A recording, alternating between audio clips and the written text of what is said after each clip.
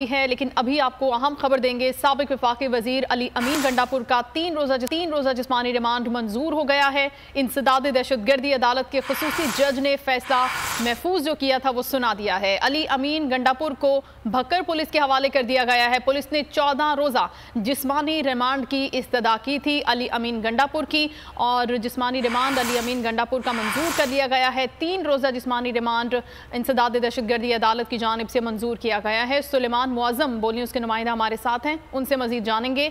जी सुलेमान, बताइएगा। ये बिल्कुल पाकिस्तान तहरीक-ए-इंसाफ के सीनियर रहनुमा अली अमीन गंडापुर को आज सरगोदा की इंसदाद दहशतगर्दी की अदालत में पेश किया गया है। उन पर थाना सदर भक्कर में दहशतगर्दी के दफात के तहत मुकदमा दर्ज किया गया था।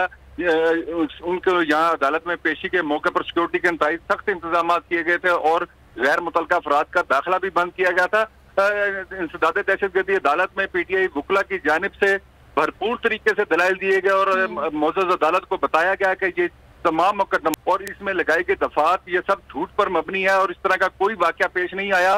इंसदाद दहशतगर्दी अदालत में साबिक वफाकी वजीर अली अमीन गंडापुर ने भी मुअज़्ज़ज़ जज को बताया कि मेरे खिलाफ ये तमाम मुकदमा झूठ पर मबनी है और इनके अंदर कोई हकीकत नहीं है, और अगर इनमें कोई सच्चाई साबित हो जाए तो मुझे 14 रोज की बजाय 28 रोज के लिए रिमांड पर दे दिया जाए, जिस पर अदालत ने दलाइल सुनने के बाद फैसला। बहुत शुक्रिया।